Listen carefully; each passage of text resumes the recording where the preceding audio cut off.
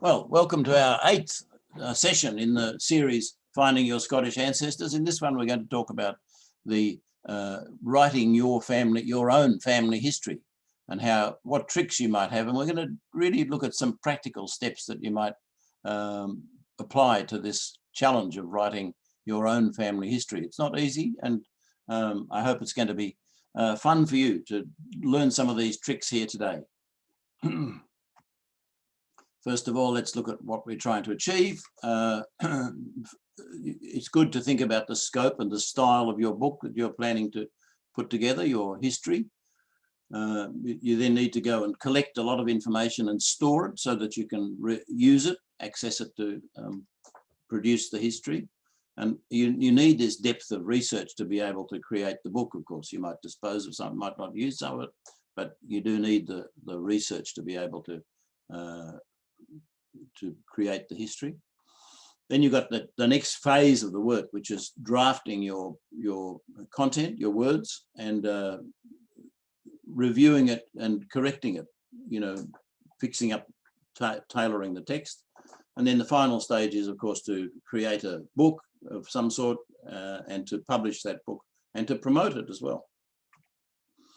So we've got a lot of histories already here in the Clan database, and this is this link here in the center of the, sorry, I should turn on the pointer. Oh, I can do it here, that's clever.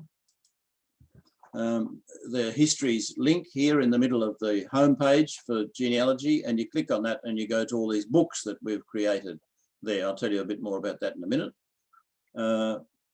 You might note that in passing, this is where those of you that haven't discovered it yet find the the recordings of the videos that we've been doing through this lockdown period, finding your ancestor videos there.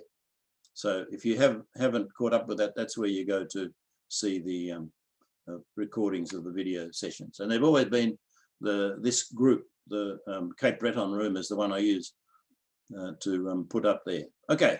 So when you click on that histories link that we just saw, this is the sort of thing you get to see. The TNG software lists all the histories. It's just a subset of the total media that we have, but in particular, these are, it's a good way of displaying it. And we've got a little bit of a summary in there, a bit like a blurb, saying what do you expect to find in that book. And these just happen to be the first 4 books that are in the list. And they're only there because the titles of these books have quotation marks around them, and they came first alphabetically because of that. It's not really how it is otherwise. So we're going to look at each of these in a minute. But the overall thing is that when we first created these books more than 10 years ago, software and things were different. There was no Google Chrome and all this sort of thing. So it was quite hard to find a way of creating what are called flip books. That means books you can read on the screen. And we chose a software from Adobe, the big software house, called Flash to create these books. And that's how they were done. But in recent years, it's fair to say, not just a year, but probably the last 2 years, Adobe Flash has fallen out of favor because of rogues using it, the security problems. People find that there's a problem, and Chrome in particular has had a bit of a campaign to try and discourage you from using Flash. It's a thing you have to install before you can use it too. But of course, using Flash on our site isn't a problem because we know the content that's there. But if you go to some weird site, it could put all sorts of security problems down into your computer that you don't want to know about. So about 2 years ago, I started to search for some software to make the books another way other than using Flash, and I came up with some software that uses what's called HTML5 to create flip books, and I chose that software. I thought it should be okay. But it turned out to be the early versions of this software, and it was really no good. It worked fine on a phone and little devices like that, but on a big screen like a 27-inch monitor, it was no good. You couldn't read. It was too fuzzy, the images. So since then, I sort of gave up for a while, thinking I'll have to find a different one. But in the end, they amended their software to make it work better. And so I've then gone back to using that software, and I've committed to using that as the way forward for us. So that I'm at the point now where more than half of the books have been converted to this new method, HTML5. And they're usually the first ones out of the 50 odd. I think they're up to 28 or something now. And I'm one by one converting them over. So it's a different, you'll see a different method comes up if you choose one from further down the list than you get if you choose one from up the list. It takes a little while for them to load up because it goes from one part of the website to another part of the website, and then it loads the book and creates the individual pages that it's going to show to you. So you need to be a little bit patient. Don't expect it's all going to happen in a hurry. And that applies to both the HTML5 and the Flash versions. Okay, so that's what we've got there. Seems to be working okay. So these are the books we're going to look at. So if I were to click on that book there, I'd see this book, which happens to be a book. It's a rather unimaginative title. That's something you should note. Try and find a title that it grabs the reader's attention. And it's by this lovely woman who I never met. I've met her husband a number of times, and she had produced this book, but we remade the book. You see here, 2012 edition. That's a long time ago, isn't it? For Clan MacLennan Genealogy. And it's a sort of, like, you think about this, this is probably a good book to give as a gift, like a coffee table book. It's quite a pretty looking thing, despite its rather dull title. And this fellow, he came from Compton. He came from that part up past the start of our MacLennan Way walk, past Scardroy at a place called Corriagurik.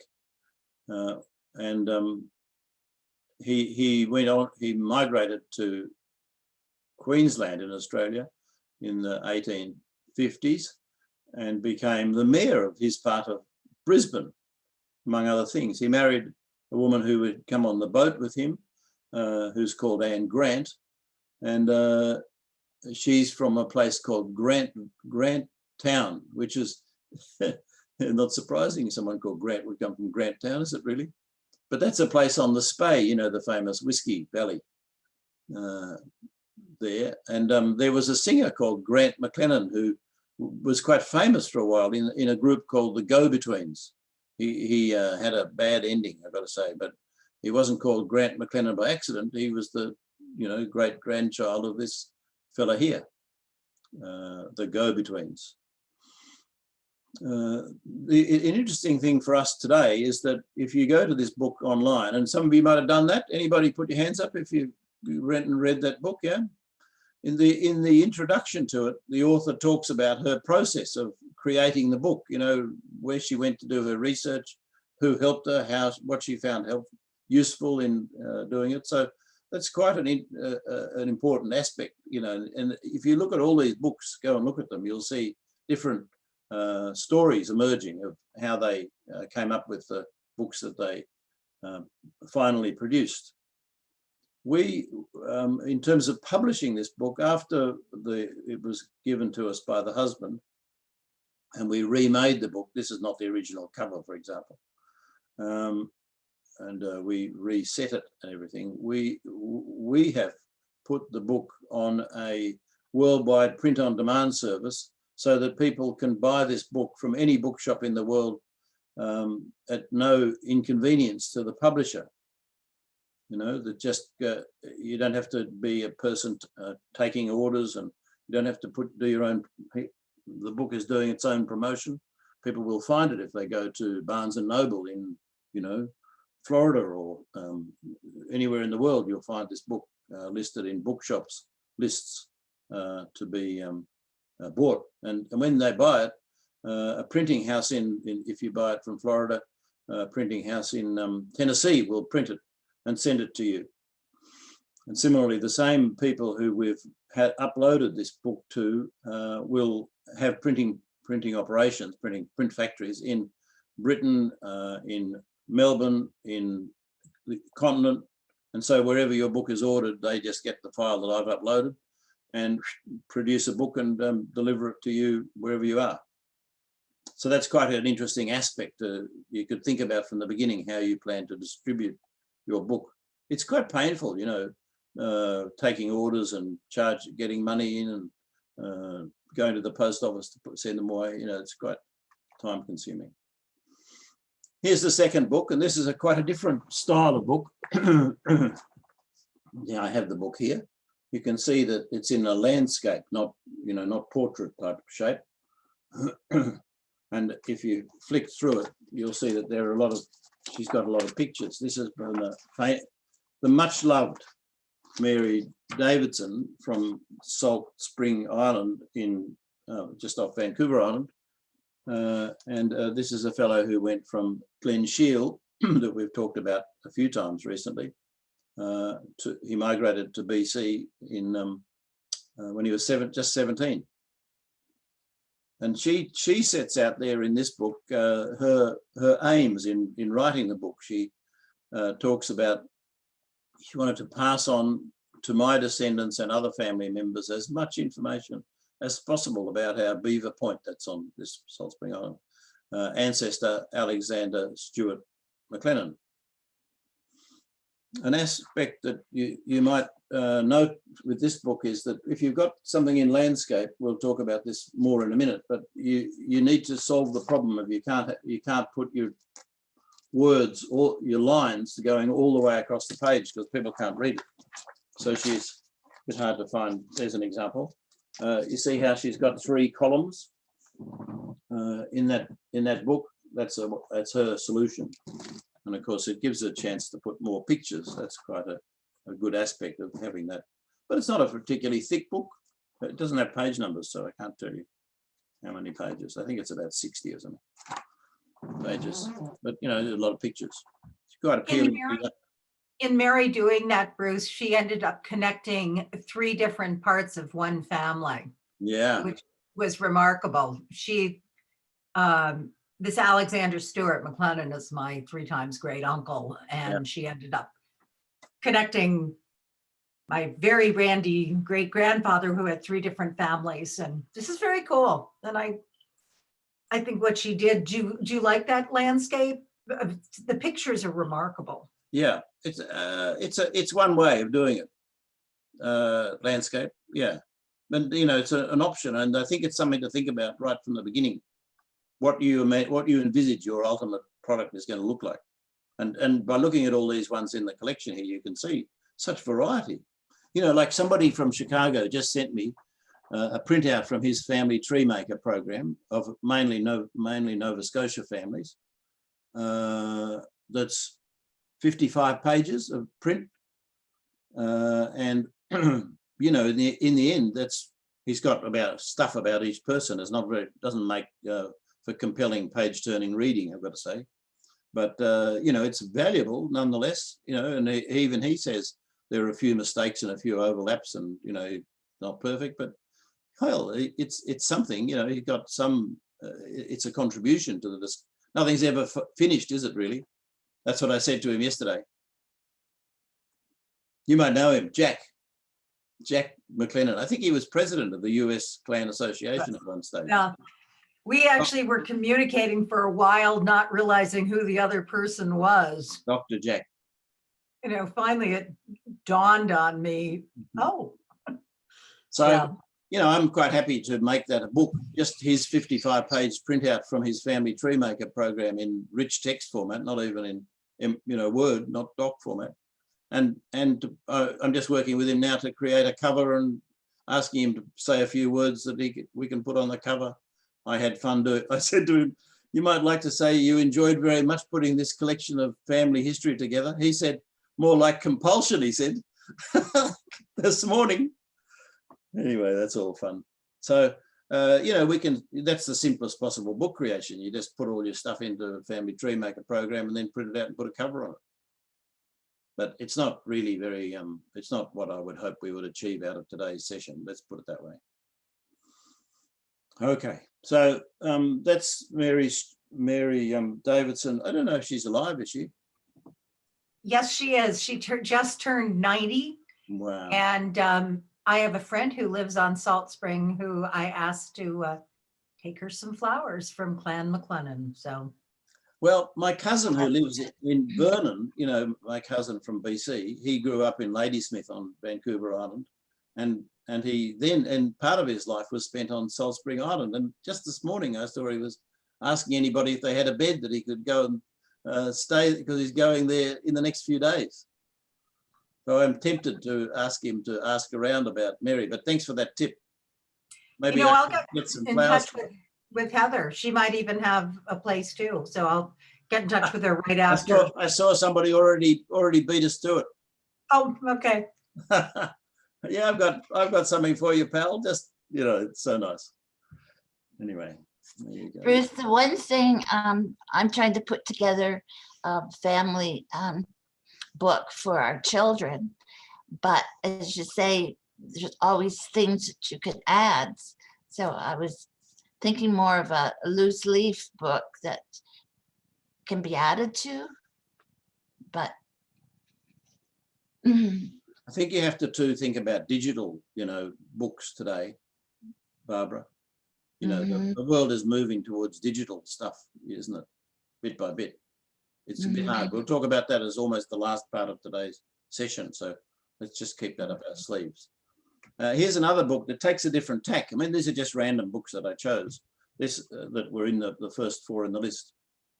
And this is a book that it's written by Neil MacLennan, who was the son of a John MacLennan, who had migrated to Australia on a ship called the Brunel ship called the Great Western. Not the Great Eastern, that's another story, but the Great Western. A Brunel ship today you can go and see that ship in Bristol. It's such a famous ship that had some of the earliest steam, you know, coal-fired engine on it. He came on that ship and wrote a diary of his voyage to Australia, John. He's from Alt Bay in Gairloch Parish. And anyway, Neil wrote this story about more, although it's called Back Over the Track of Time, he really is focusing on this village, Banyan, which is quite near to this place, Manu. We call these brothers, the 3 brothers, John and his 2 brothers, the Manu brothers, because they married three sisters from Skye, and they had many children altogether. So they really had quite a lot of descendants. But he talks about, he focuses on the village and what it's like to live there and what things had evolved, you know, when electricity came, when water supply was piped in, when what happened with entertainment, things like the balls they had in this little village, and other entertainment challenges that were faced, like, you know, natural disasters and the like. So he's really, you know, that's an aspect that is quite useful. And in our sessions about what it was like to live in these parishes in the 1790s that we're going to do next year, these are the sort of issues that allow you to flesh out your story about the people and what it was like to be them living in the place where they lived. So, you know, this is like a perspective. John himself had 10 children. I say John had 10 because 9 were with his McGuinness wife, and the other one he'd had before they married. But he looked after that other child, the first child, I think called John. And you know, this is really helping us to understand the context where this family lived. Okay, here's another story by Jamie Schaefer. Some of you might know Jamie. Have you come across her, anybody? Jamie, she lived in Connecticut. And she wrote this book mainly about Kenneth, not so much Donald, mentioned in the title, but Kenneth was a soldier with the 93rd Highlanders, of foot, as they say. And he had enlisted, joined up at age 14 and a half, as was pretty normal, you know, and many sailors even enlisted earlier than that, maybe were press ganged. He served in the Cape campaign, and then he was involved in the Battle of New Orleans. Yeah, you know the song. Yeah. fired our guns and they kept it coming down the Mississippi to the Gulf of Mexico, that one. And he was injured and captured and, you know, suffered from the wounds the rest of his life. He came from Urry Parish, this parish that we've talked about quite a bit, Urry, at Fairburn. That's a part of Urry, of course. There's a sign saying Fairburn. I thought I'd taken that photo for a while, but actually it's a photo I got somewhere else. And this is Wivas over here that we talked about last time. So anyway, he was at the Battle of New Orleans and came back to be a grocer. And many of his children, even the next generation, moved to various parts of the US mainly. And she actually herself, Jamie, is quite remote from this fellow, but she wrote a terrific story about it. Again, a bit you know, pulled out from different sources. Mainly what I would say about looking at this book is that it really makes an effort to give you first-hand accounts. Like it's more like a compiled collection of resources for people wanting to research these families, because it has a lot of obituaries, headstone transcriptions, newspaper transcriptions, things like first-hand primary accounts of things that were happening at that time and what they said about it. So that's an aspect too that you want to think about. You don't want to just be inventing everything. If you can include in your book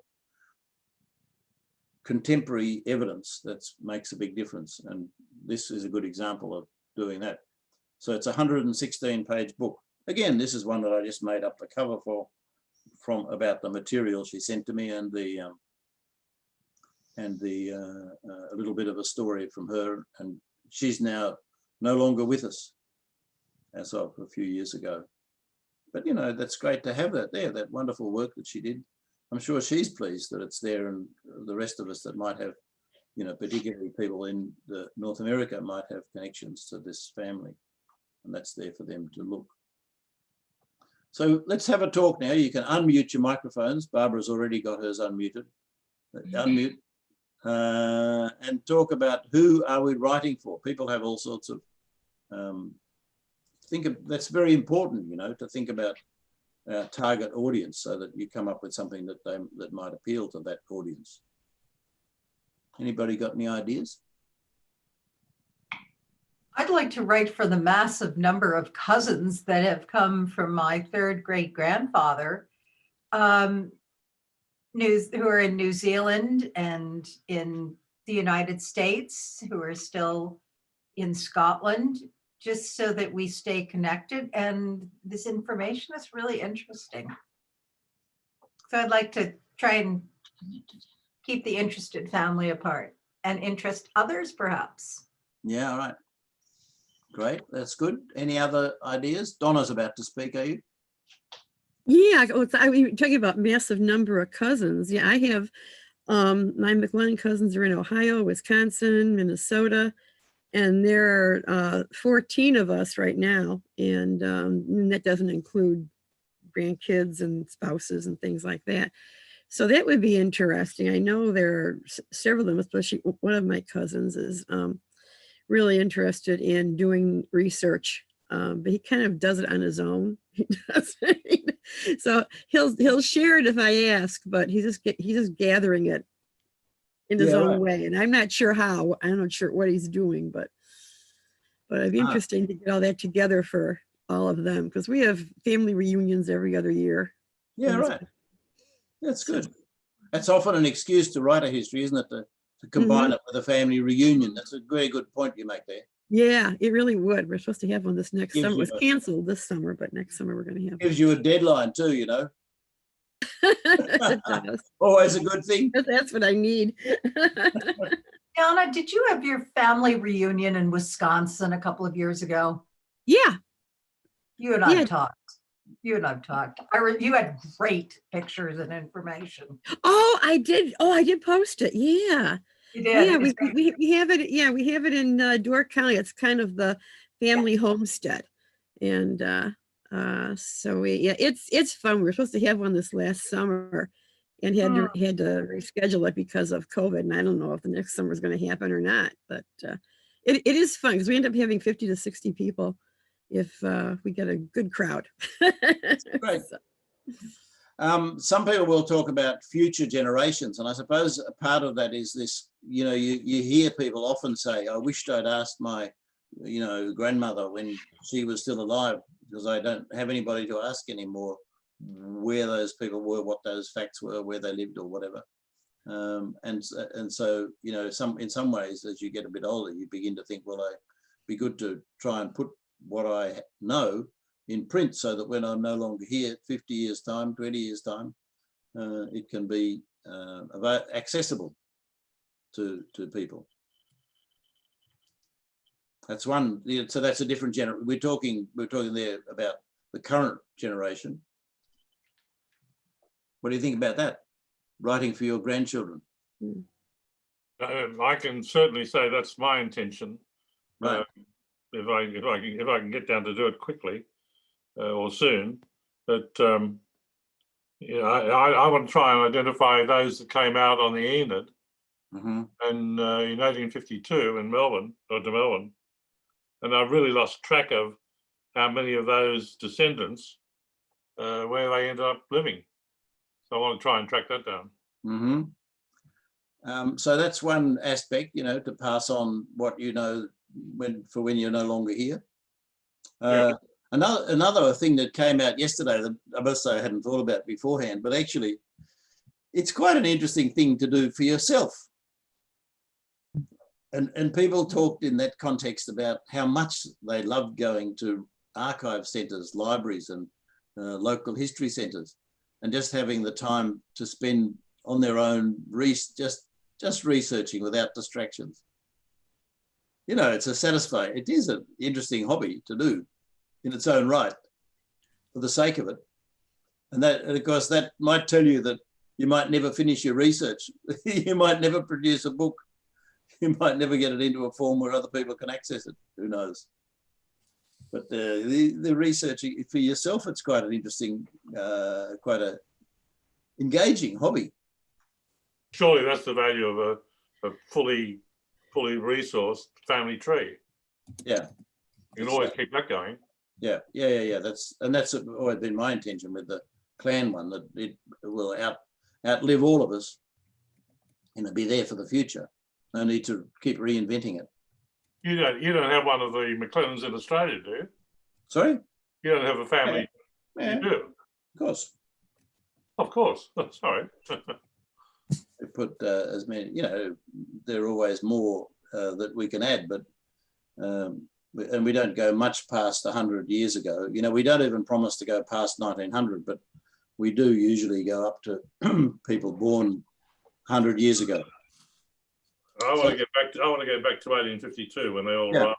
Yeah, we got them there. They're in the database. What got me going was I asked my grandparents. Granddad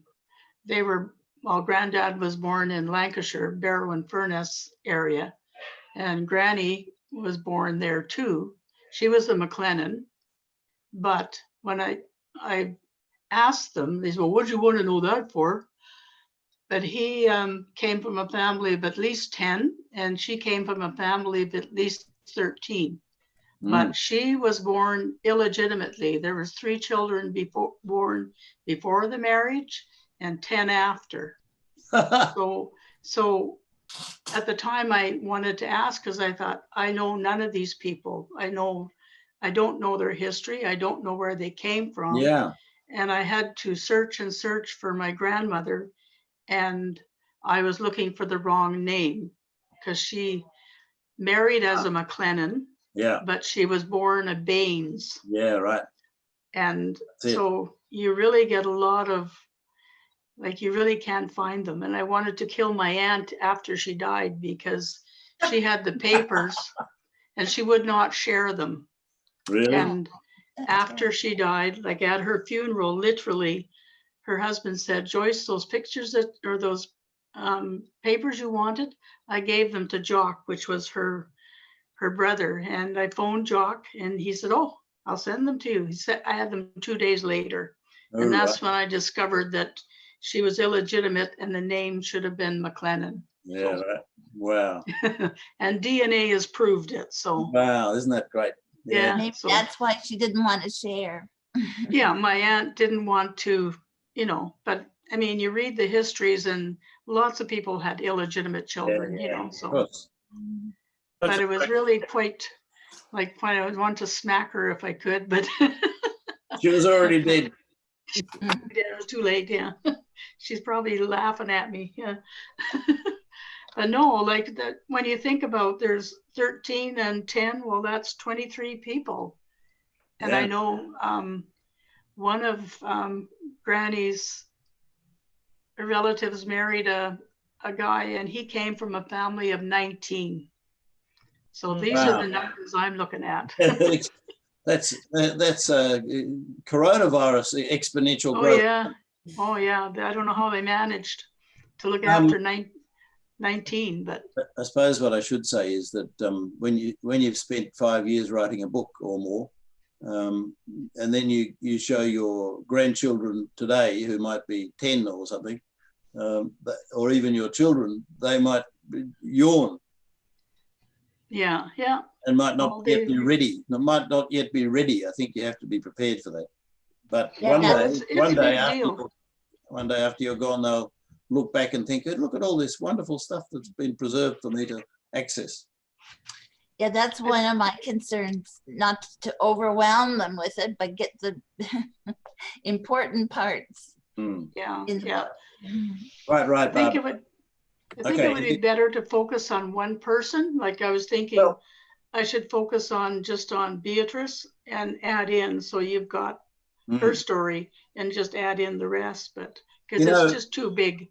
No, I think that's a really interesting point you raise, Joyce, that nearly all these histories that I've talked about today, they actually have like a single person as their central focus.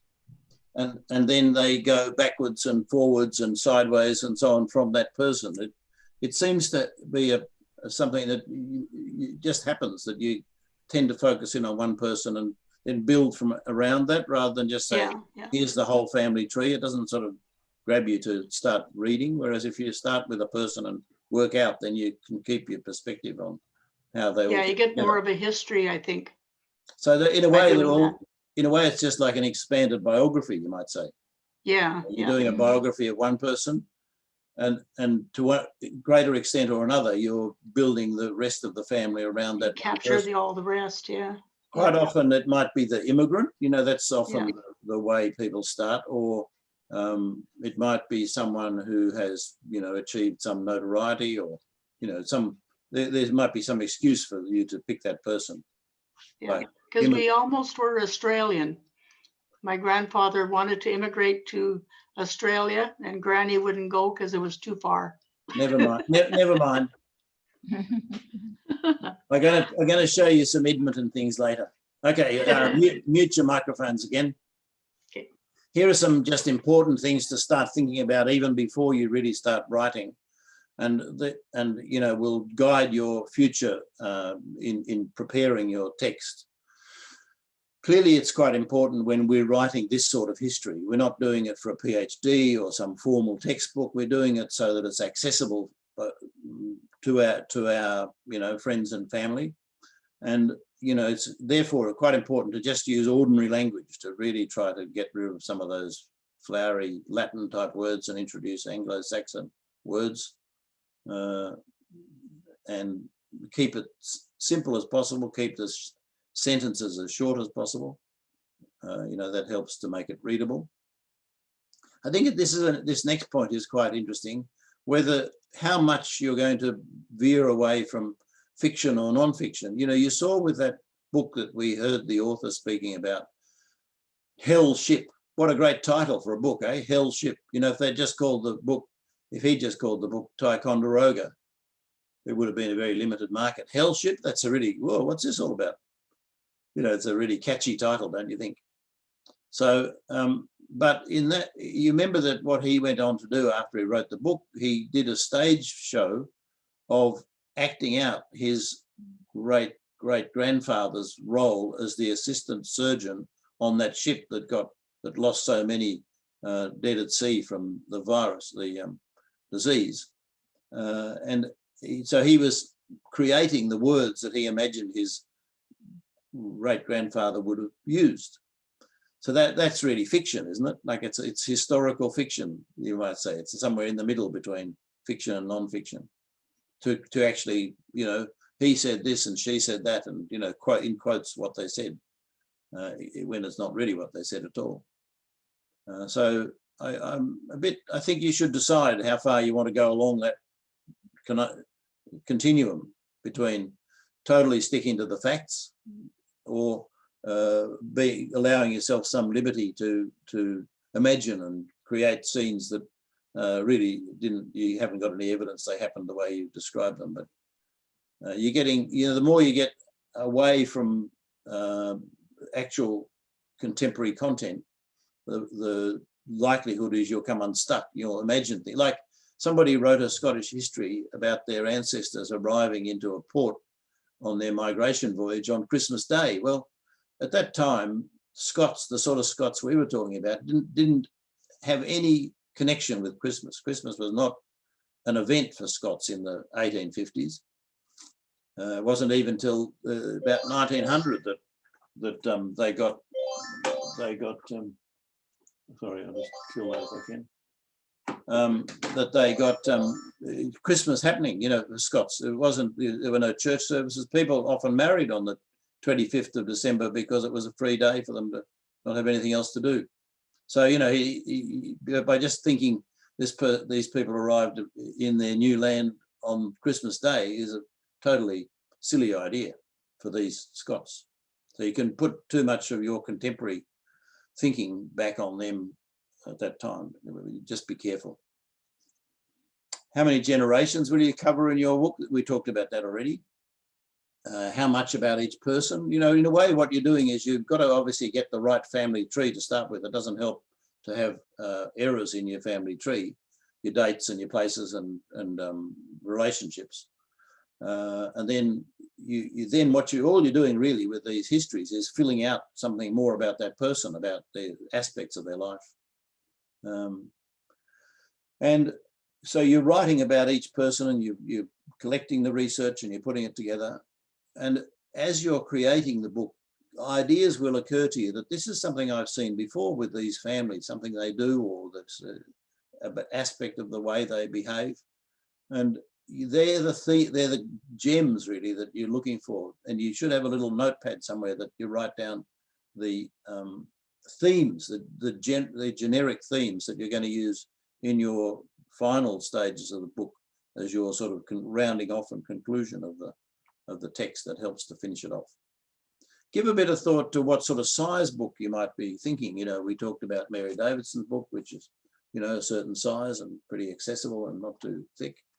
I mean by that the number of pages, and a very important aspect, I've already hinted at that in talking about her book, is the size of the pages. You know, it's all too tempting to create a book like this one. You know, that's what do you call that in North America? Legal or quarto? What's the name for that sort of? What's your typical photocopy paper called? Letter. Legal, I think. Legal. Okay. Legal.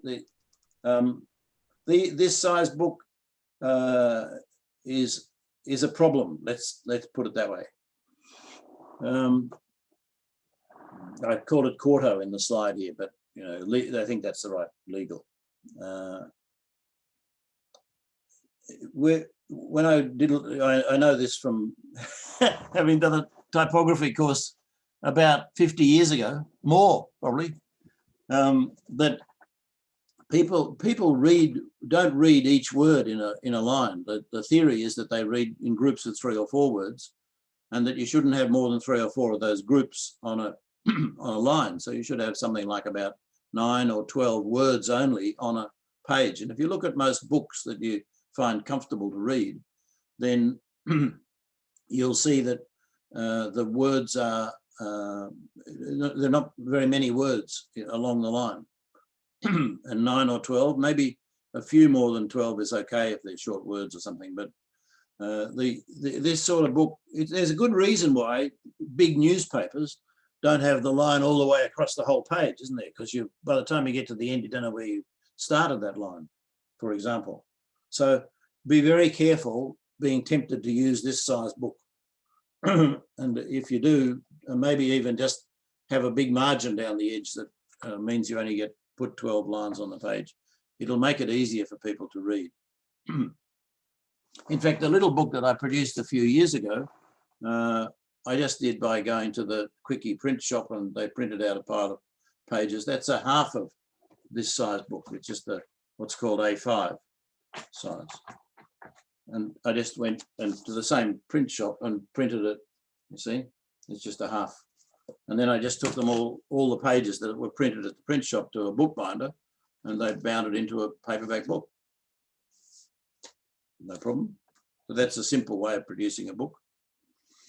So A5 is an option for you. And then there are other book sizes, and typically a book is a bit bigger than this size, the half A4 size. Another aspect of it is think about what font you're ultimately going to use. And, you know, the modern trend is, of course, to use sans serif fonts. You all know what I mean by sans serif? Nobody's shaking their heads. Serif fonts are these fonts that have the little, like the little feet on them. You see the letter N there, and up here maybe the P has a little thing on the bottom. That's not a very good example there, really. But yeah, see this T and the Y and so on have the lines through them. So you can see that the words have these little feet and tops on them, like columns, like Greek columns. That's called a serif font, means this has these little flick things on the top. And of course, the modern trend, clean they call it, is to use sans serif, and particularly on websites, they're almost mandatory to use sans serif. But I'll show you over here, I've just done this little thing. I just found this, I just created this example here, and you'll see that the same number of words are on each line. But can you see that looking at this one here, the shape of the letters going so much up and down without any serifs on it tends to make your eyes want to go up and down. Now, if you look at this one instead, this line is typing with a serif font. Your eyes are much more naturally running horizontally along the line. You see? Can you see that or not? This is easier to read. I'm not saying any particular serif font needs to be used. You know, Times New Roman was the standard Microsoft font once, but even the standard Microsoft Word font is a sans serif font now. I'm just warning you, if you want to make your book easier to read, better to have a serif font. That's my simple message. Sometimes people use a sans serif font for the headings and a serif font for the body, because the headings are a bit of a different proposition to reading lines of text. So the big takeaways from this are, don't have too many words in each line. And if you can, use a slightly smaller book than the one that you might be tempted to use by just thinking, I'll use the normal photocopy paper. And the third is to use a serif font for your body text.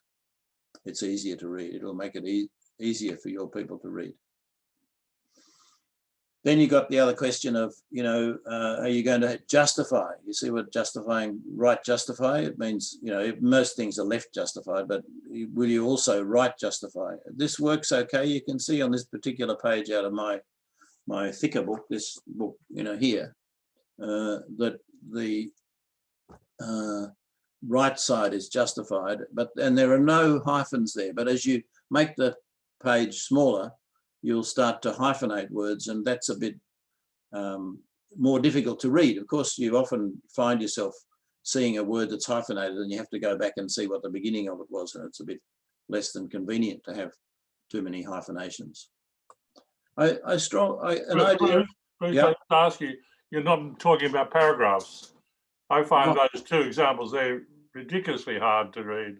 Yeah, too long. Much easier with paragraphs. Yeah, paragraphs are good, and short sentences. Here's a short paragraph.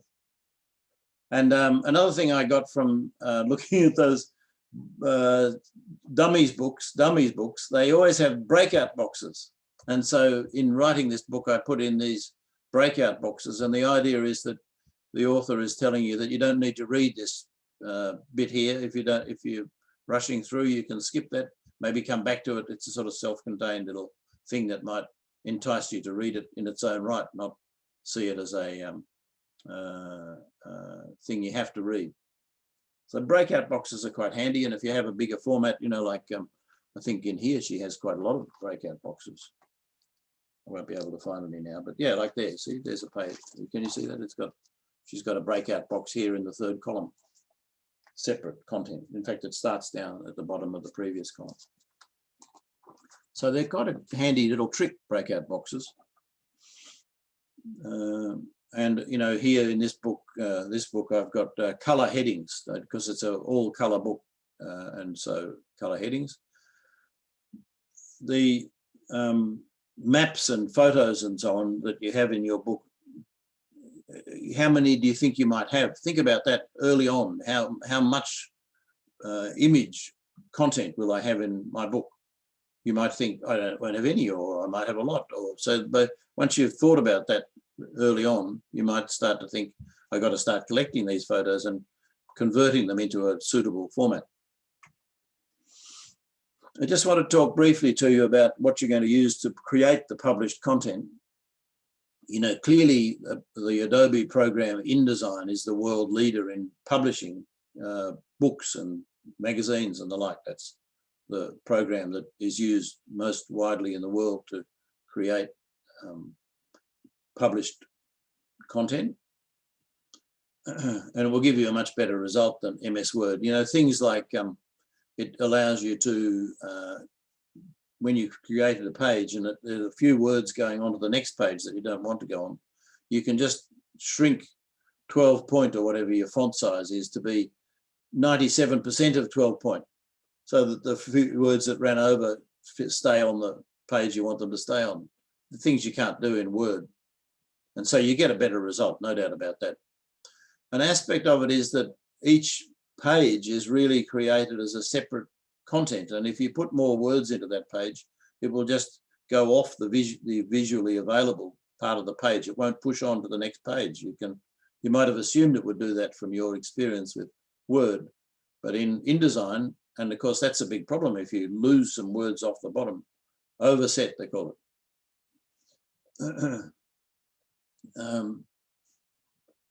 So if you're thinking about putting your words into InDesign, which would be the obvious thing to do, then you probably won't start thinking about where exactly that picture is going to go in your words, but you know there's a picture's got to go in there somewhere, and laying it out. Pictures in InDesign, it's like having a picture behind a window, so that you can put you create a sort of frame, and then you put the picture in behind it. And if you choose, you can move the picture so you see different parts of it, across or up or down.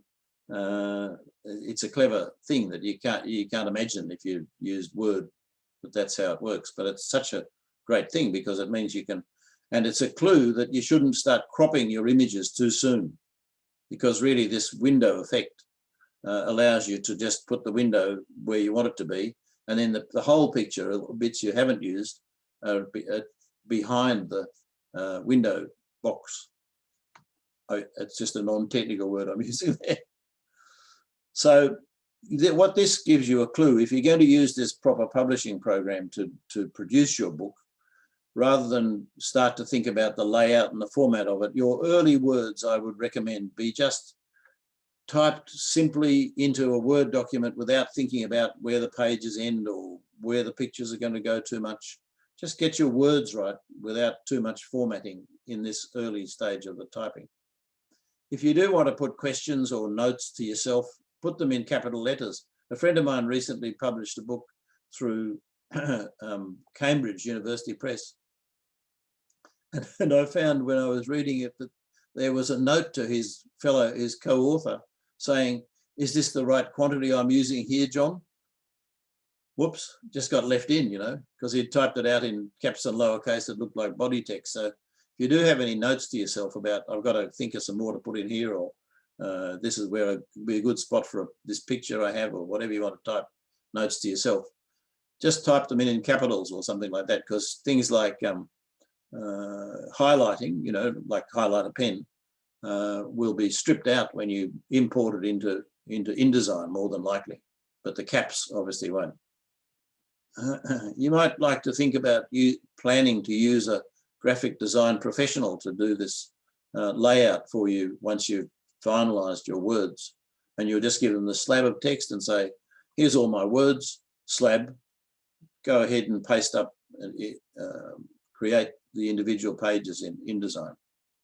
And similarly, you might be thinking, well, at some point you're a bit stuck and you don't know how to finish it, so you might think about involving a professional writer, you know, somebody who might be suitable. It's harder to find someone like that than you think.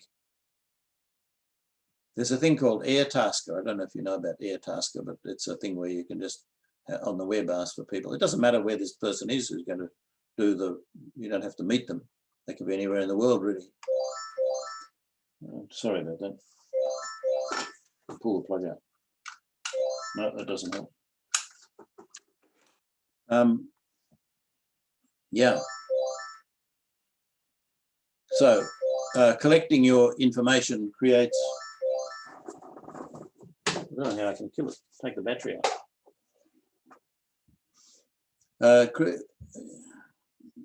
Research is going to be very important to getting a good book.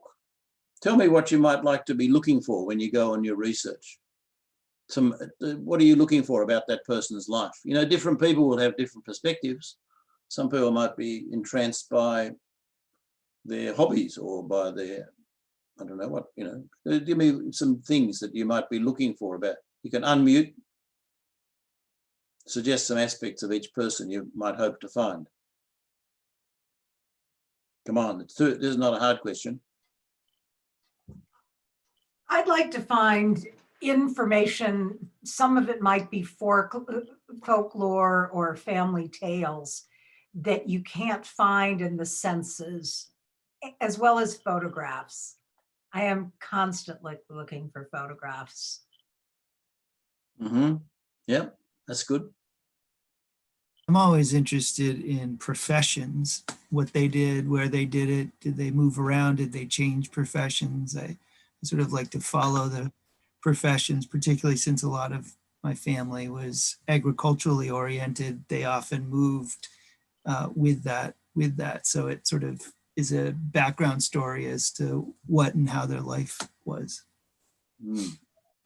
And, you know, what was available to be worked at in places. You know, if you lived near where the herrings came in, then chances are you'd get involved in the herring industry. Or if you lived near in the prairies where grain was grown, well, you know, inevitably you're going to be involved in some sort of grain, or perhaps, Catherine, insuring the grain might be another aspect that you might take on. That's true too.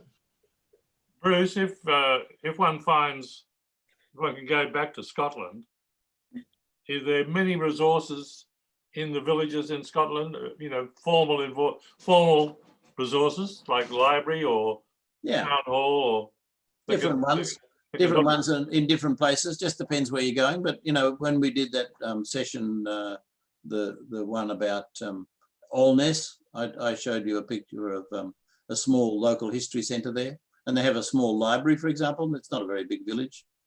They vary quite a lot, Colin, you know, from one place to the other. Typically, they're staffed by volunteers, many of whom don't, you know, like have much computer literacy. Or do you know much about Bewley, for example? Do I know about Bewley? Of course. Well, that's where ours are. Yeah. Or were. Yeah. You're probably better off going to Inverness for that. Really? They're not a local history centre, in Bewley. Yeah, it's a great place, Bewley. Good pub there. Good man. You've got your priorities right. They're all, you know, Frasers run the place. Anything you go to the estate office or whatever, there's always a Fraser there, keeping their finger on the pulse. my mum went to Bewley Yeah. back in, oh God, 57 or something, 55. And she couldn't get over MacLennan the butcher, MacLennan the library, MacLennan the grocer. That's it. Yeah, well, that was, my MacLennans were butchers in Bewley. Oh, don't tell me we're related. You never know, Cole. So this is just, I'll just go, you can turn your mics back off now. Just some ideas, you know, but these are not definitive, of course. You know, where were they born? Where did they live? Where did they die? Of course, is an obvious starting point. What was life like where they lived? That's what we're going to talk about in the sessions next year, including their housing or shelter. What was it like? You know, how substantial. Quite important if you live in Alberta, what your housing was like, particularly keeping the winds out. What were the potential sources of income and supplies for their living in that part of the world? You know, many were largely self-sufficient. What, as Stephen says, what sort of education and professional life they had. And they'll have high and low points in their life, won't they, where, you know, tragedies occur and other celebrations of positivity. Perhaps what sort of people, this is not really my area, I've got to say, but maybe you can do a Myers-Briggs on them all. Work out what they were like. What people, this is an important aspect of the book that I finished up producing about my great-grandfather, you know, 1,000 pages. His whole thing, he was a minister and he really was involved with the people in that area, and they treated him as their friend and he as their friend. And they always said when he left that parish that he'd like to, the people there said they would like him to come back knowing that he was among friends. You know, this word kept coming up. So I made that the title of the first word of the title of the book. That was the theme that emerged from my research. What hobbies and entertainments and sports they had access to and participated in. You know, things like that. There'll be many more. And now we're talking about where you might go. Cole's already raised that. Maybe we'll keep moving along because we're, you know, using up the time here. It's important to get contemporary items. We've hinted at that earlier, that contemporaneous evidence is so much better than using second-hand material. So I'm always tempted to go back to the evidence from that time. Obviously, it's important to just start with the correct family tree, and you've got the places where they were born and died and so on, and then build more detail out from that. Of course, if you find some diaries, that's such a wonderful thing to have contemporary diaries written in the person's own hand. That little book I showed you before, it was my great-grandfather's diaries, from his own diaries from the First World War. My grandfather, who I knew. And we've discovered his diaries in a box, and it had all these things like the tickets he'd used on the tram in Cape Town when he was there, and you know, the photos of him in different places. Amazing. It was all in the box, little box that we discovered when we moved my mum from where she was. They say you go to the place. I really recommend this. I think it's so good to go to the actual place where they lived. You get a feel for the topography and what goes on there and what life could have been like, you know, for all sorts of daily living. I love it. And they say an historian needs a good pair of boots. That's a good, remember that, if nothing else. Go to the local history places, look for the libraries or look for maps. Local history centres, Cole's mentioned that. Online, you've got some too. Even read other accounts, you know, other people's histories. If you go to the local history thing and there are some other family histories there already, you might go and find out what they've written about and what aspects. That's quite a good thing. Newspapers, of course, are fantastic. You know, once you get reading newspapers and you can read the things that were happening that day when that story was published, even if it doesn't mention your ancestors, it helps you absorb the times that they lived in. Even looking at the ads and seeing what was being sold and so on. Look for things like a broader account. Now, I don't know if, oh, that's all. You've seen these sorts of books, you know, it's called a compendium and it's a chronicle, and it's a compilation of You know, this is 1900s one, and it just deals with each day, and it's got things that are happening on that. I don't know what day that is I've chosen, but you know, it's got dates at the top, and it talks about the events happening on this random day. In 1947, Ronald Reagan warns against witch hunt, and a thing of Walt Disney. US plane breaks sound barrier, and so on. You know, these are quite good things to set the scene for what was happening in that in the world at that time. But of course, as someone said yesterday, they got an automated thing saying your ancestor lived through the Depression, but they actually were living in Shanghai, living the high life as expatriates in Shanghai. While the automatic thing that they got that compiled their automatic history from some family tree making program was talking about the Depression being on. Could be wrong. So they're just some of the places.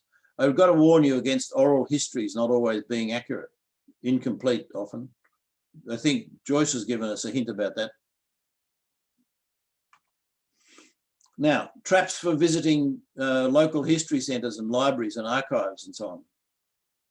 Check the hours of opening for these places before you go there. I once went to a family history centre, quite a big one with lots of archives and everything, in Truro in Cornwall. And I'd contacted them several times in the months leading up to it. And 2 weeks before I went there, I contacted and said, I'll be there on this day. Is that okay? That work out? And they got there on the morning. This is having driven for a long way.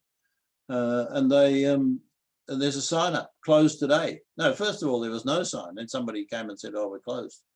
What? Only yesterday I talked to you about being open. Oh, we decided not to come in today. That's a bit tough, isn't it? Hours of opening. Check the location. If you're getting there by public transport, you might have to work out the bus timetables, and that might not be easy. They could be in some quite dodgy parts of the world, you know, dangerous places, some of these archive centres. They could be in quite remote parts that don't have anywhere for lunch and so on. You might need a car to get from the place to get a meal. You might need to book a time to visit. You might not be able to just walk in. You might need to reserve, that might be a better word to use, book a resource, you know, like book some particular, like a microfiche reader, for example, or a microfilm reader. You might need to order some things that might not be at the archive centre. They might be in some subsidiary repository. Libraries often do that, have things in the stack in the same building, or have them off-site somewhere. They need to be brought in for you to use them that day. So these are the sorts of traps that you fall into when you start. Everybody's got stories about these sort of things, problems of using these places. They're lovely when you go there. And different places have quite different rules. You know, some require you to use pencils only, biros and ballpoint pens and fountain pens and so on are not permitted. Some require you to use gloves. Others, I have actually been to some where they prefer you not to use gloves because they say the lack of subtlety in using your hand means that you damage brittle paper. Are you allowed to use cameras? My wife asked me to take a photo of her ancestor. She was reading some minutes of her ancestor, a minister in Loch Alsh, and she asked me to take a photo of her reading this thing on a soft support, and they leapt on me like I was the Taliban, the people from the place. I was like, 4 meters away from the precious book, and it was just all a bit silly. But you got to be, obviously you don't want to get the people there offside because you need their help to use the resource. Are you allowed to use a scanner? That's a big question. I've got a little portable scanner. It's so good. And when I went for 6 weeks to look at an old newspaper at an archive centre, I found the newspapers were very large, in this book, quite too hard to turn up and put on your scanner. So I was able to scan the pages by putting the scanner onto the pages, not the other way around. Are you able to take a laptop? That's important. And sometimes you can quite often, I'm tending to use digital, right? I'm suggesting we might always use digital. That, some of the microfilm readers will give you the ability to save the page you want to a memory stick, not to print them out as like a photocopy print. And that's better, really. Can you use, and you're allowed to use the memory stick? That's the other question. Do they require you to have your phone turned off? That's, you know, quite an important thing. And you might today, of course, want to use your phone instead of a scanner. You know, this Office Lens is a very useful program for that purpose. And I noticed that the latest Android phones have a Office Lens type function where you know what I mean by that? Like if you're taking a photo of a page that's not quite square, or you've got more than just the page, it will automatically just outline the page, and you can tap it so that it just takes a photo of that page. An Office Lens will correct the keystone effect of the taking the photo from an angle. It's a clever thing. It's a free Microsoft product. But it's the point to come out of all this is that you really want to obey the rules that they've set for their place so that you can get their cooperation. Now, here, assume nothing, Colonel Klink would say. Colonel Klink, Barbara knows Colonel Klink. This is me. I went to this archive. It's a lovely place in Roper Road, Edmonton. Joyce is going there one day, aren't you, Joyce? And, it's got this lovely design with this circle here in the center with the light coming in through these windows. Beautiful building. But look at the opening hours of this place. So if you were to turn up, as I did actually in Edmonton, with a view to going to this research center, archive, and I had a lovely time there when I did go. Look what would happen. I went there on a Friday, closed Saturday, closed Sunday, closed Monday. Oh, that's a big thing. Worth knowing that, isn't it? If you just plan to go there and hope to do some research. And then look, even on Tuesday, doesn't open until 9 o'clock, closes at 4. That's quite early. And then furthermore, between 12 and 1, it's closed. You have to go and find some lunch somewhere. So, these are all important aspects to knowing about this place so you can go and get. I found, I'd spent ages writing to the archives in Alberta, years I'd spent trying to find details about my cousins who lived there. And in half an hour, the first half an hour, I found the death records, dates and so on, for 3 of my cousins in just by walking into this place and asking the right question. It was so good. But had I gone there on the wrong day, blah.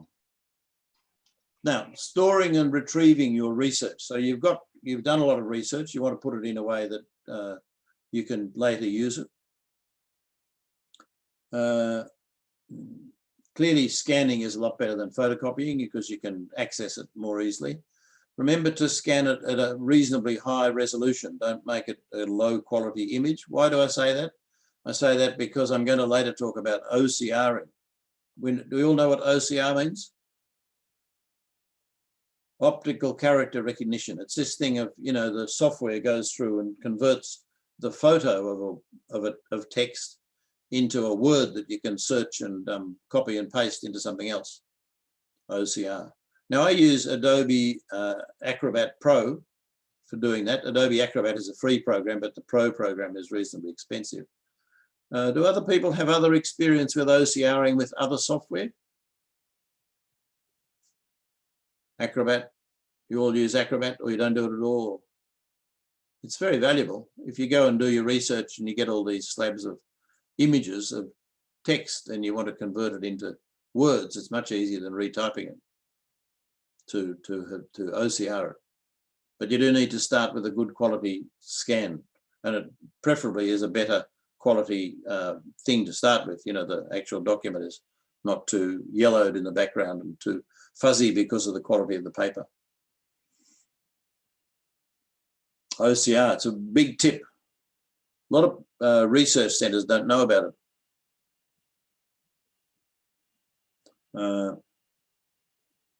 I mentioned that already. Use the Control F to search through things, then copy and paste into your draft words.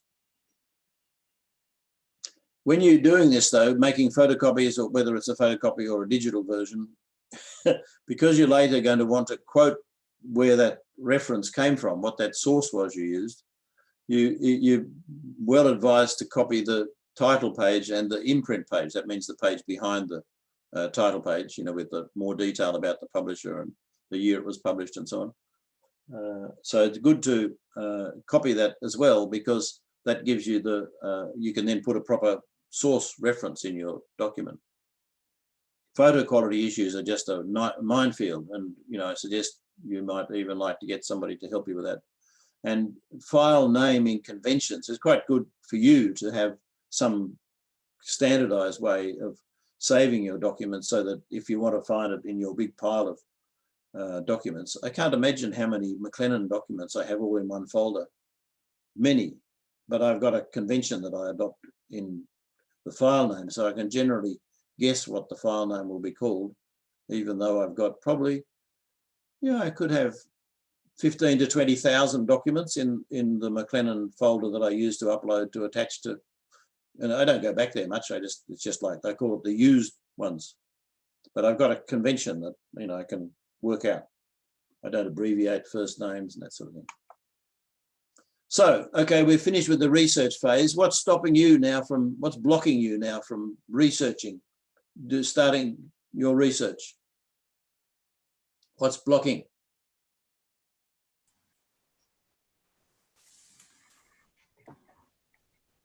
No blockage, you're ready to start. Setting the time aside. Setting the time aside, okay. So we're going to talk then about moving on and finding the time to write. So that's a part of the same question. Let's go on to this one here, right? Find the time to write. What's the solution really? We'll come back to that in a sec. You could go on researching forever. It's a wonderful thing.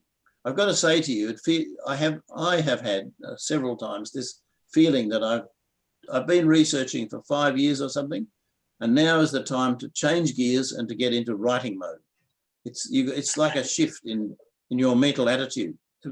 Anybody else felt that feeling?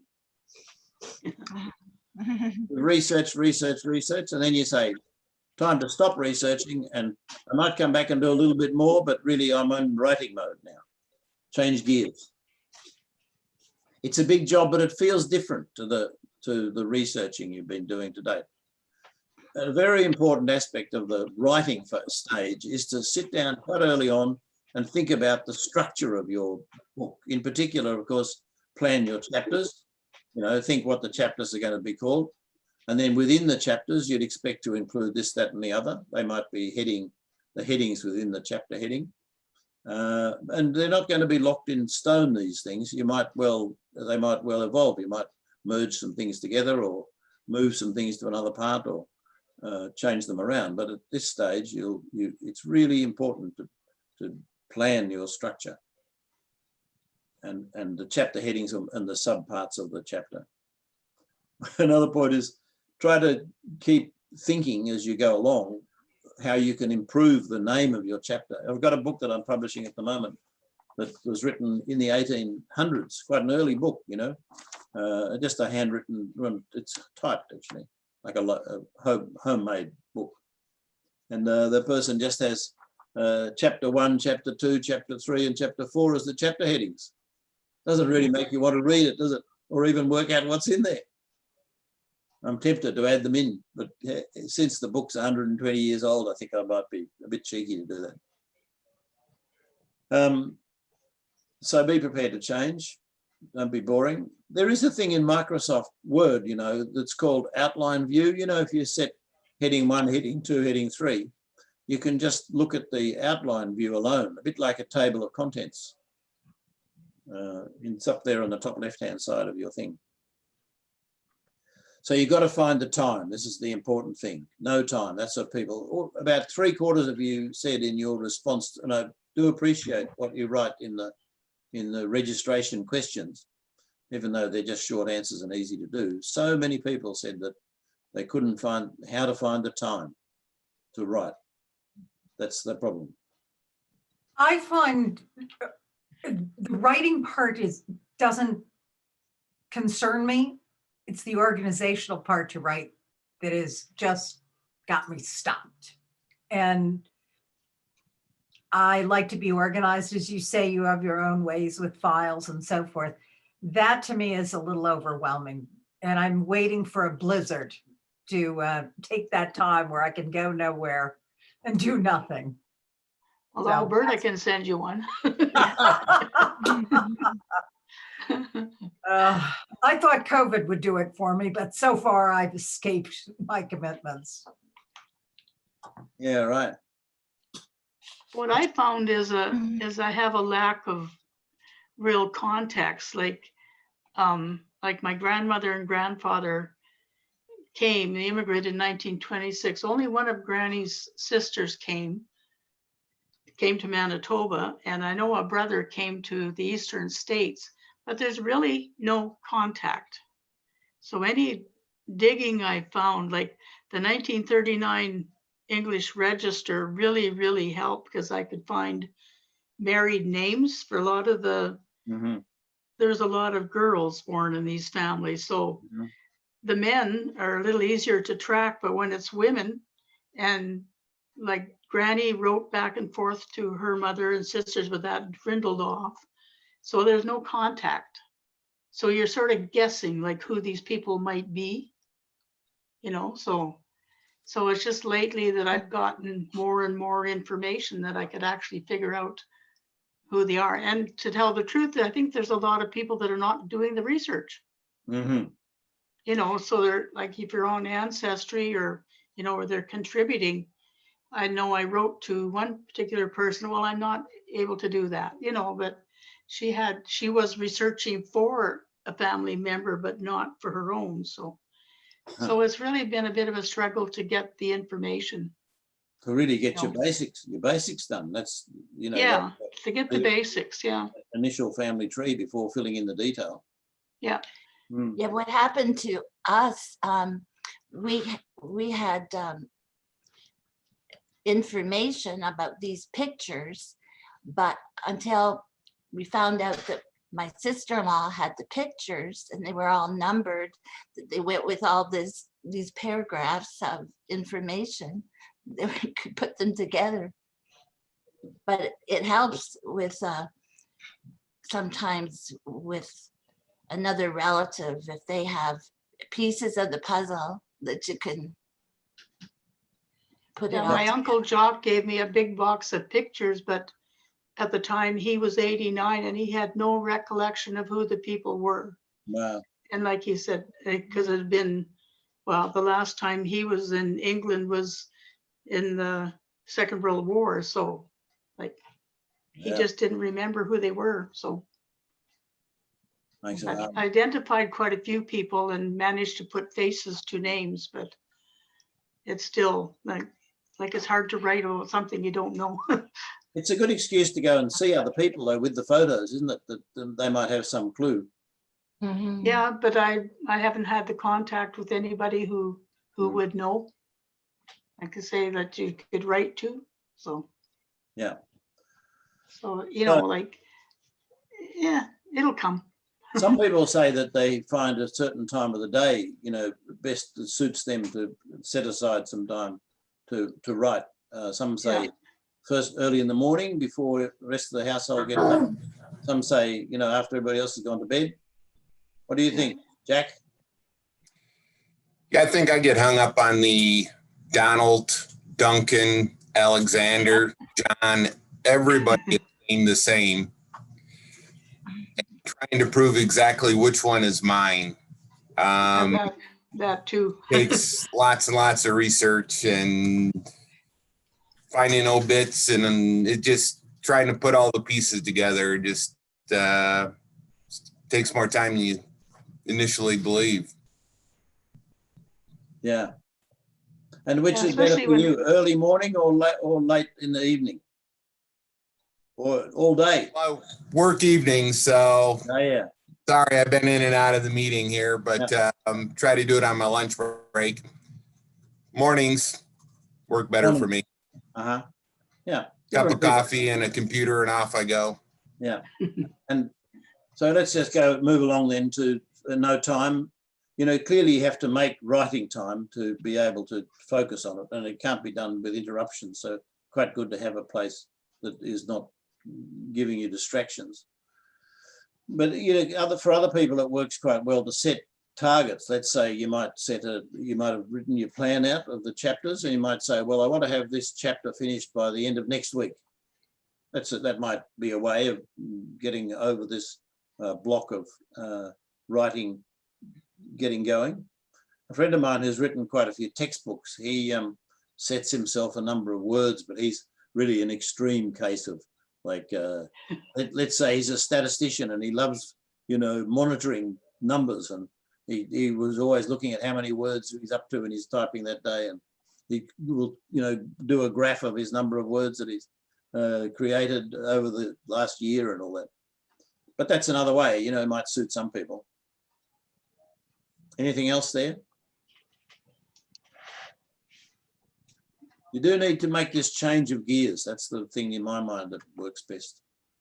When you're doing your writing, I should say to you that there are 4 parts of the book that are even more important than the average. 2 of them are on the back and the front of the book. The first one is get a catchy title, a bit like I said, that Hell Ship, what a great title. Don't call yourself a MacLennan family history. You know, it doesn't entice too many people to think this must be interesting.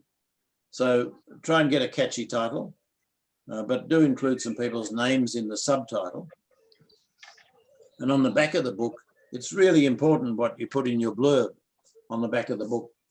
You know, that's what people are going to do first, isn't it? Turn over and see what it's about.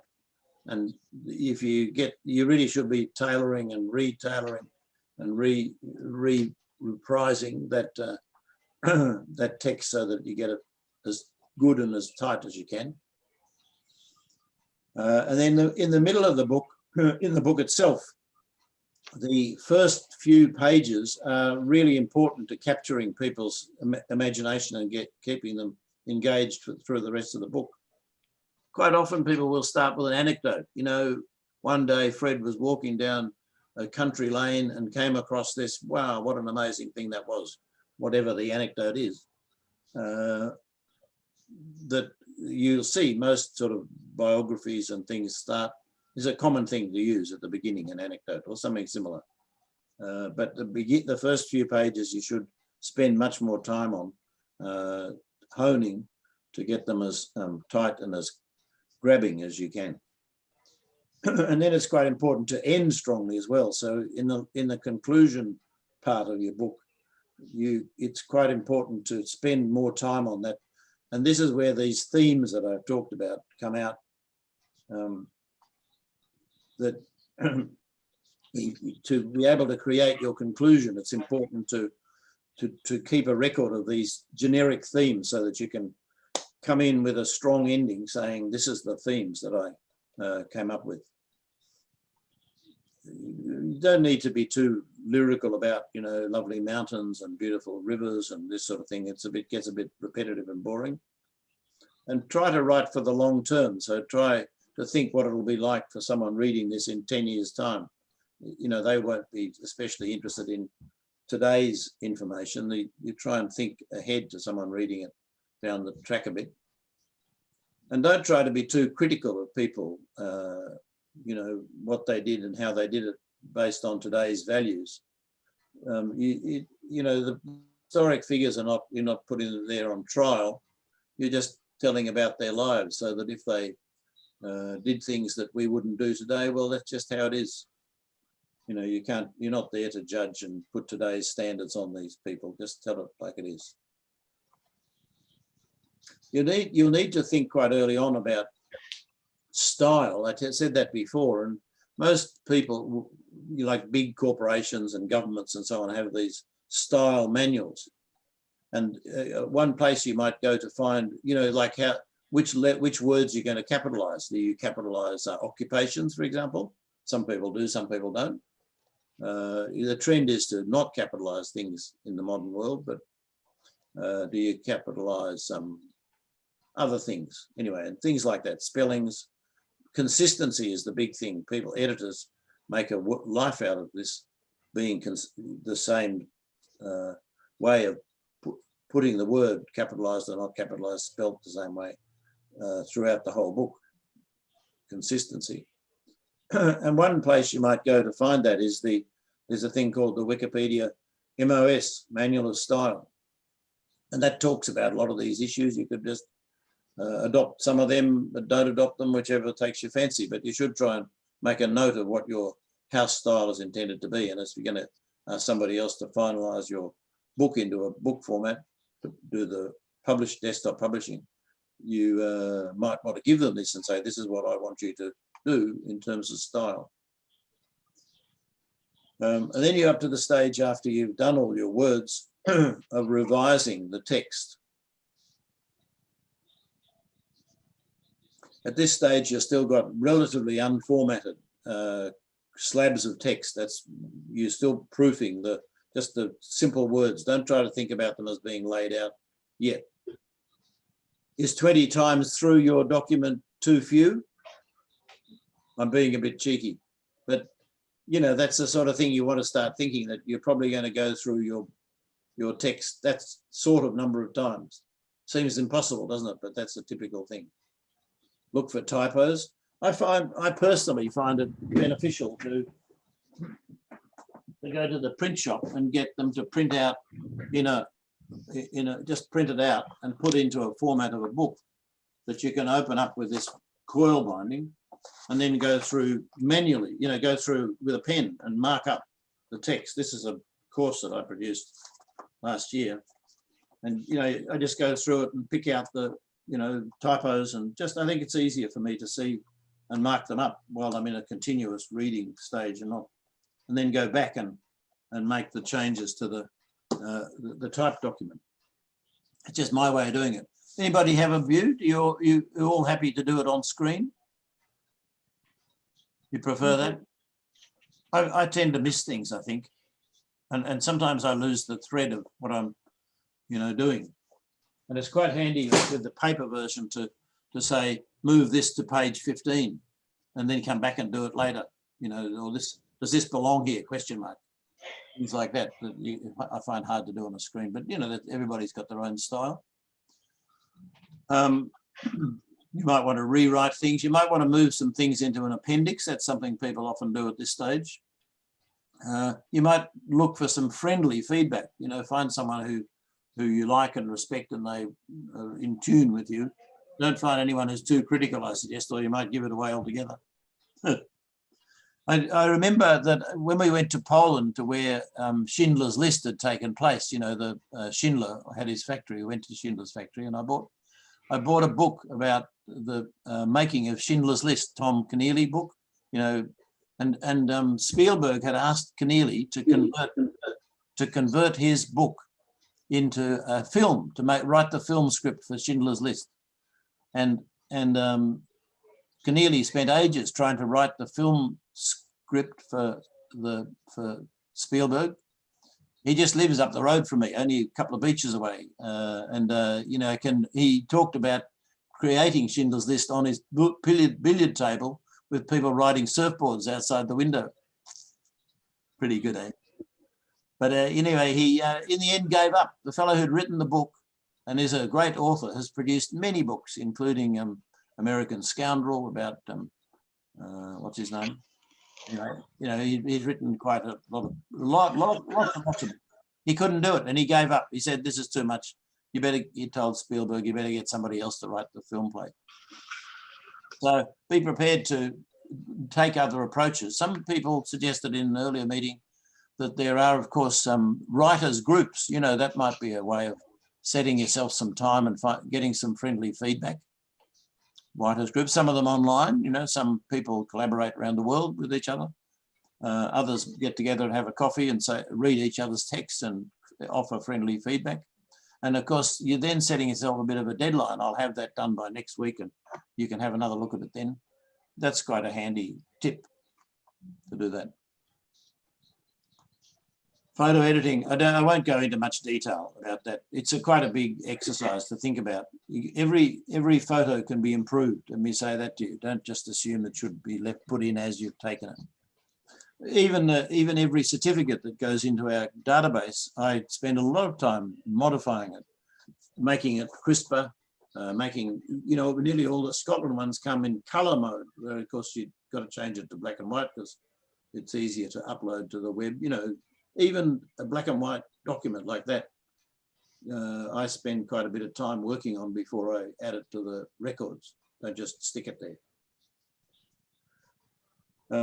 So photos, anybody got any quick advice on photos? What do you use mainly to edit photos? Photoshop? Many Photoshop users? Faststone. What's that? I have a program called Faststone. Is that good?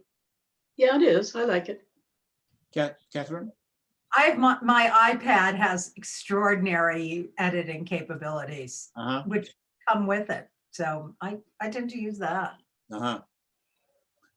Crisp it up. The big trick that I use on the certificates is something called levels in Photoshop.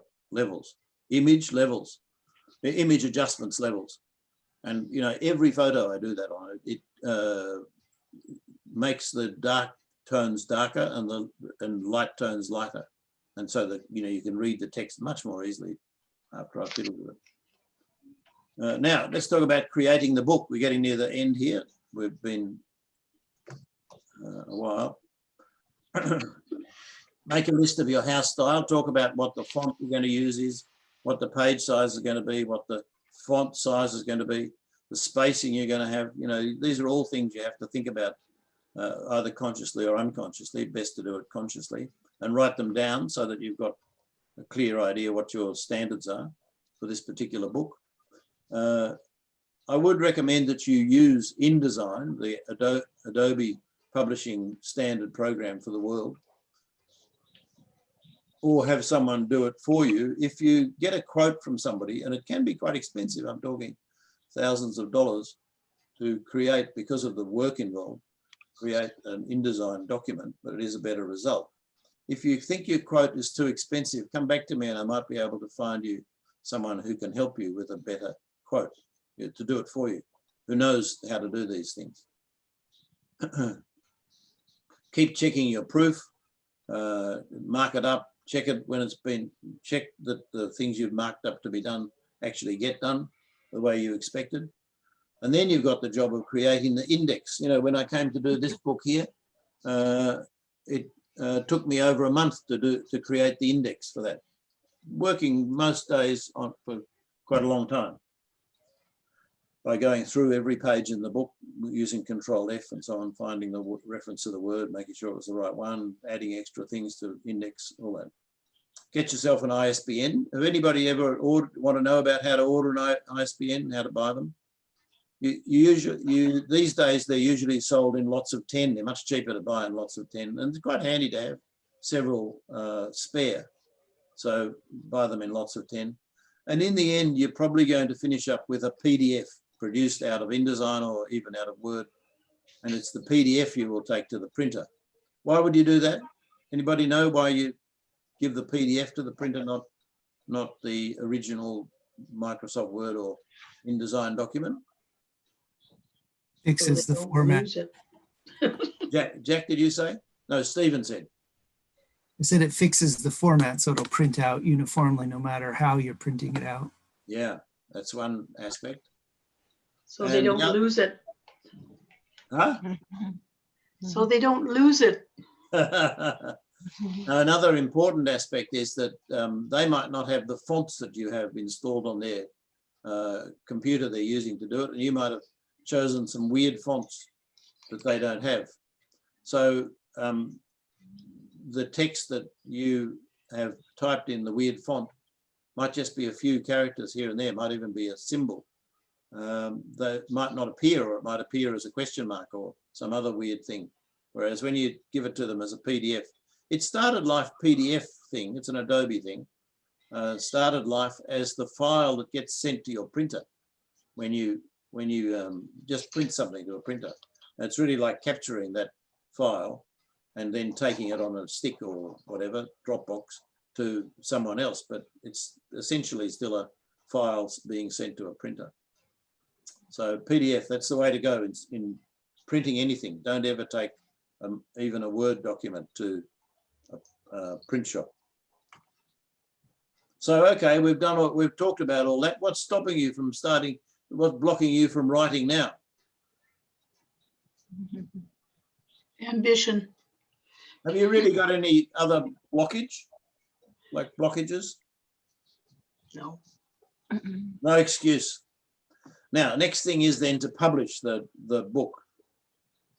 I mean, some books you can just go to a local quickie print. Does FedEx, what did that one used to be called? I went to in Los Angeles. It's now part of FedEx, but you know, you go and do printing there. It was one of the early ones of that print shop. They had computers and Kinko's? Kinko's, that's it, yeah. So that's the sort of place. You go there and print out stuff. This little book I produced that way. I just went to a local quick print shop and they printed all the pages.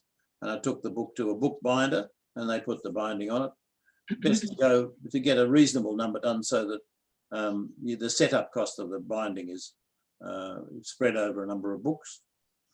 But that's a way. Of course, the disadvantage of this sort of method is that you have to sell the books yourself. You know, give someone an invoice, get paid, go to the post office and put it in the post, all that sort of thing. A local printer might be a printer as opposed to a quickie print, might have desktop publishing people that can help you to pull the book together into a print form, and that's quite a popular way of doing family histories. You've got to think about how you will bind it then. You know, you might have this style of binding with the coil on it. You might staple it or you might not. They might have different facilities. Essentially, though, these things are all about just you producing a book that you have to then sell. And many people who produce family histories have boxes of books in their attic or their cellar that they couldn't shift. A solution to that I used with this book here is that I went to this lot that are based in Tennessee. And they have printing factories in most parts of the world, in Tennessee, in Britain, in the continental Europe, and in Australia. And the file that I uploaded, the PDF that I uploaded to that, is held by the company centrally. And then if somebody orders a book from Canada, say, it gets printed in Tennessee. If someone orders it from Britain, it gets printed in Britain. And someone orders it from Australia, it gets printed here. And the biggest advantage is that they're really good at getting the word out that this is a book that can be bought. Like this book, you could buy from Barnes and Noble in any location in the US, a second-hand copy before I knew any copies had been printed. That's pretty amazing, getting the word out that way, isn't it? Yeah. So, you know, a big advantage in using this lightning source, also known as Ingram Spark. You know the name Ingram in the book world? It's a big, very big thing in the book world. It's the same business, lightning source and Ingram Spark. And I must say they were very good at handling it. I have to give them the completed PDF and it has to be in the format that they can read. It has to come out of InDesign. It can't come out of Word. So people buy it in other parts of the world from Book Depository. You know, that's a big bookshop, online bookshop owned by Amazon in Britain. And they offer free delivery to anywhere in the world. Many of you will have used it, huh? Book Depository? No? So Book Depository, if someone orders this book from Book Depository, the Book Depository send the order to Ingram Spark or Lightning Source, and they print it out within 2 days and dispatch it. So the book, I don't have to hold any stocks of it. I don't have to deal with the distribution of it. They put the word out to all the bookshops in the world that the book's available with a summary, a blurb that tells people what it's about. It's a really great system and it's very inexpensive. The cost without any bookshop margin for this book, 1,000 pages, every page in color, is about $70, which is just extraordinary, really. Like it's a much better proposition. Imagine if I had to buy all those and hold 500 copies and try and find customers for them. It's impossible. So, you know, I would really recommend this Ingram Spark or Lightning Source as a place to publish your book once you've finished it. once you've got it in InDesign, and then you produce the PDF. And you need to do a separate file for the cover. That's all there is to it. There are others. There used to be a thing called Create Space, which was a Amazon publishing program. And that was for self-published books. That's now been dissolved or merged into KDP, they call it at Amazon. It means Kindle Digital Publishing. So they're trying to encourage you to produce a Kindle version as well as a paper version. And there are some others, Blurb and Lulu. They're North American-based things, so they might suit you, those other options that do a similar exercise. But I'd think about this aspect of print on demand and distribute it and get the word out to the bookshops. How are you going to do that? Because you do need to do some more work, like author talks are quite an important aspect of selling your book, going around giving talks to groups at libraries and the like. Online selling, directly approaching libraries saying, I've got a book that you might like to buy. This is nearly the last slide here. So you might want to digitally publish your book. And I think in today's world, that's almost mandatory. In fact, some of the national libraries that hold statutory deposit copies of books are only accepting digital copies these days, not paper versions, because they obviously see the future in digital access to books. To convert your book, your PDF, into a EPUB, that means book file type, or a Kindle file type, which is AZW, AZW, that is quite a difficult exercise if you've got a lot of pictures. Like in this book of mine, I've got 530 images, and to put those, there are simple programs that say we can make your book into a EPUB publication straight away. Well, that's all very well, except that they're only talking about a book with no images. And the images will all get sort of shoved to the back of your book. They won't be in the right place. So to make a proper EPUB version would be thousands of dollars to do it for that book.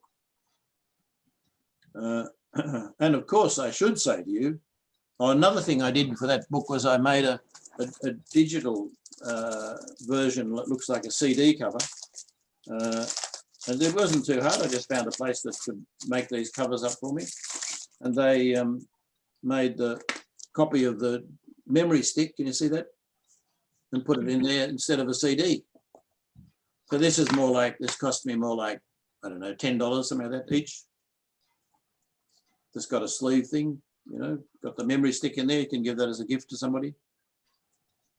It's better than, and it's searchable, of course, the digital version. And the last point is, once you've done your family history, give it to Clan MacLennan for putting on as a flip book on the where we started this talk today, on the collection of histories, please. So what's stopping you from publishing now? Nothing. Okay, quickly, let's just look at the final thing here. What we talked about here was some practical tips and tricks to writing your family history.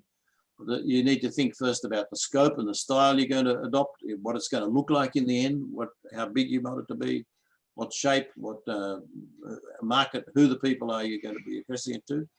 You need to go out and collect all this information. A good book is based on good research, and then you need to store that research so you can use it again. You can find the content to put into your text. You then have to change gears to move into the drafting and reviewing phase of your work, checking the proofs and rechecking the proofs maybe 20 or more times. And then you move into the last stage, which is actually creating the book itself, publishing the book and promoting it, either in paper form or in digital form. Well, that's the conclusion for this talk. At the end of the day, every family has stories. You just have to go and find them. Thank you.